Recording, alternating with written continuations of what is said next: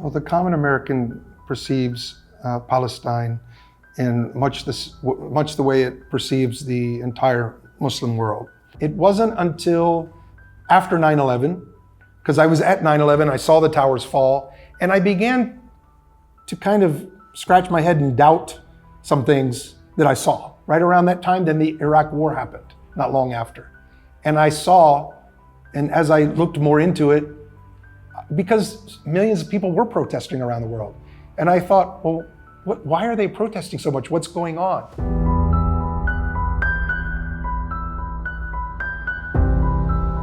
How does a common American perceive Palestine? Well, the common American perceives Palestine in much the way it perceives the entire Muslim world. For the most part, for the last 50 or so years, the media has presented Muslims as terrorists and as terrorist sympathizers and as bad people and as inferior people. So you have this backdrop of propaganda, and the US media and their masters who own all of the media and hire the reporters and fire the reporters if those reporters don't toe the line. You talk about freedom of the press. There's actually no freedom of the press. If somebody starts telling the truth, if somebody starts bringing forth certain facts and ideas and truths that are not to be spoken, they will be fired, they will be blackballed, they will be blacklisted. Thank goodness, because of the internet, more people are being able to see different perspectives from different people, and there's people whose voices are coming up and being listened to that have credibility and fairness in the reporting. So the problem with Americans is they have this negative impression, as I did also, before I listened and learned more and researched. I'm just an everyday American. I'm nobody, right? I have a disaster relief organization that has worked all over the world. So being well-traveled has helped me understand other perspectives and opened up to new truths. But unfortunately, Americans have this impression, largely. It is changing because of some of these things. And there are open-minded people in America, but there's an awful lot of closed-minded people. They think the media is on their side. They think the media is telling the truth. It's presented to them in that way, when it's actually very manipulated. How has your perception of the Israel-Palestine conflict changed? Well, I was just another one of those people doing my life, playing music around the country, trying to be successful. And I had this information just like everybody else. It wasn't until after 9/11, because I was at 9/11, I saw the towers fall, and I began to kind of scratch my head and doubt some things that I saw and the way it was presented. And then a very good friend of mine, his business and his life was destroyed by accusations and a court case against him, a criminal court case and a civil court case against him. And when I looked into that, I saw how these government people just used all of their power in the system to destroy this guy before he even made it into court, to destroy his finances, to destroy his reputation. All of these things that if they had a case, they wouldn't have to do that because they'd have the facts. But I saw all this, and it made me lose a lot of faith in America. Right around that time, then the Iraq War happened, not long after. And I saw, and as I looked more into it, because millions of people were protesting around the world. And I thought, well, why are they protesting so much? What's going on? And I listened to them, and I saw, especially during and after the war, these people were right. All the things they were warning about, all the things they were saying, turned out to be true, and the government was lying to us. So after that, the credibility was gone. Then I came to Pakistan for the 2005 earthquake.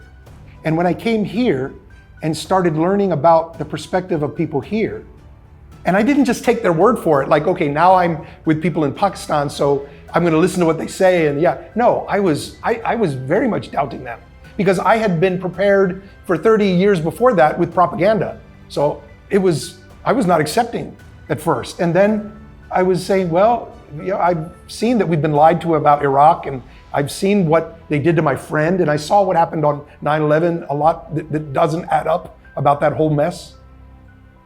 And I started to question. So then I started talking to people here and doing my own research. Then I would go online and find credible sources, and not just credible sources here, but credible sources in America. Journalists that are brave, journalists that are telling the truth. Even though they're suppressed and you have to dig a little bit to find them, you would find that. And then it all opened up to me. How strongly does the media influence the narrative in America? So these masters are, that has infiltrated, I would say, our government, and is even part of our government now, are the very, very mega wealthy banks. I'm talking about those people who have, since the end of World War II, perhaps before, have a lot of money and they have a lot of influence, and they will pay for that. They will buy influence. The fact that they have been able to infiltrate Hollywood, the banks, the corporations, the government, so that their perspective and their worldview can be the one that is dominant. And unfortunately for people on the other side of the world, in the Southern Hemisphere, in South America, in Asia, in the Middle East, that has done them great harm.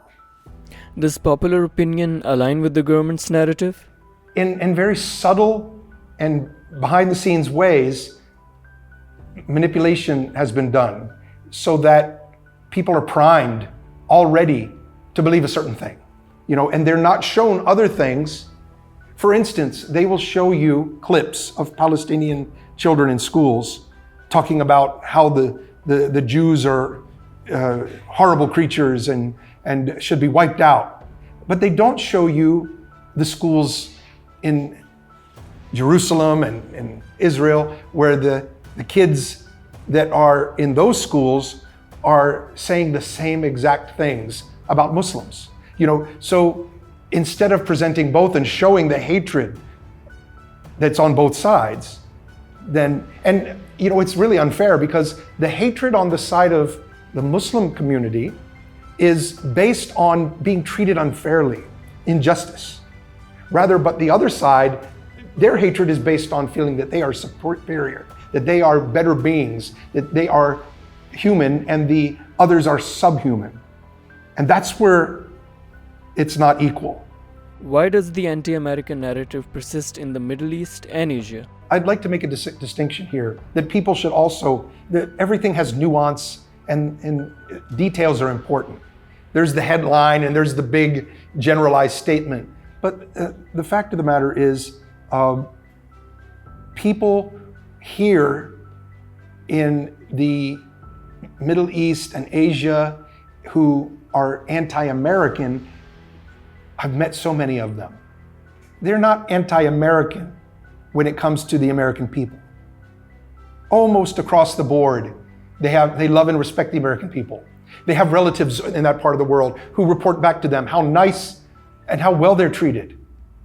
The problem that people have is the American government and the American policies and the American media's presentation of this part of the world and the conflicts here. That's what they have a problem with. So when we say anti-American, let's be clear. We're anti-American government. We're anti-American propaganda. We're anti the top people who are doing this. When I talk about the American government, I'm not even talking about the people who work for the government at day jobs and military. I mean, these are all just common people who are working for a system. The snake's head is the evil part of it. The rest of it is just doing its job under the snake's head. How will retaliation from Hamas impact pro-Palestine sentiment? Well, the thing is that there's certain things that the media and establishment will not let you do. So if you are pro-Palestinian because you have fairly looked at both sides of this conflict going back years, and you've seen what each side has done. And you are sympathetic with the Palestinian cause, and you go on the media now and say that, you will be deluged. Not only will you be called, if you're in the media, you will be called an anti-Semite, a Hamas supporter, a terrorism apologist. You'll be called all these names. There are just things you can't say, and if you say them, then you're going to have this come down on you. So this has made some people afraid and stay quiet. So I think the support for Palestine is actually a lot more, but people are afraid to say it. But there are brave voices coming out more and more, and they're starting to say, we're not afraid anymore. From the earliest memories of my life, my mother worked for a Jewish family who owned a lighting fixture company in Maryland near Washington, D.C. And those folks were the nicest people. And my earliest memories are of these people and how good they were. And then when I was a musician and had a record deal in New York, my two managers were Jewish. Sid Bernstein, who brought the Beatles and the Stones to America, one of the iconic music producers of our generations, was a dear person, and he was Jewish. Thank you for watching the full video. We have noticed that most of you haven't subscribed to our YouTube channel, so we encourage you to hit the bell icon and subscribe to our YouTube channel.